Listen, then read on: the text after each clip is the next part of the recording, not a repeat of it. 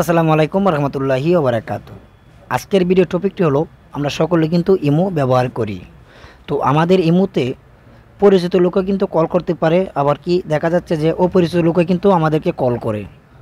তো আমরা যদি চাই যে অপরিচিত লোকের জন্য আমাদেরকে আর কোনো সময় কল না করতে পারে, তাহলে একটি সেটিংসের মাধ্যমে এটি বন্ধ করতে পারবেন। তো আমি সরাসরি চলে যাব আমার ইমোতে চলে যাওয়ার পরে আমাদের যে ইমোর যে লোগোটি আছে আমাদের এই যে ইমোর যে উপরে লোগোটি আছে, এই লোগোর উপরে একটা ক্লিক করে দিলাম। দেওয়ার পরে এরকম একটি অপশন আমাদের মাঝে চলে আসবে। আসার পরে আপনারা দেখুন এই যে সেটিংস নামের যে অপশনটি আছে এটির মধ্যে একটা ক্লিক করে দিব।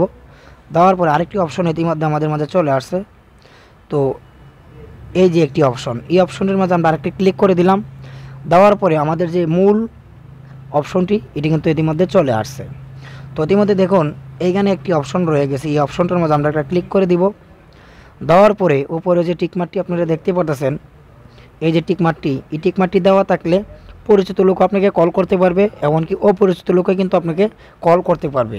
আমরা যদি চাই যে অপরিচিত লোক আমাদেরকে আর কখনো যেমন কল না করতে পারে, তাহলে আমাদেরকে কী করতে হবে, টিকমার্কটি নিচেরটাই দিয়ে দিতে হবে, নিচের যে অপশনটি আছে এই অপশনটার মাঝে। তো এই অপশনের মধ্যে আমরা টিকমার্ক দিয়ে রাখলে আমাদের অপরিচিত লোক আর কখনো আমাদেরকে কল করতে পারবে না।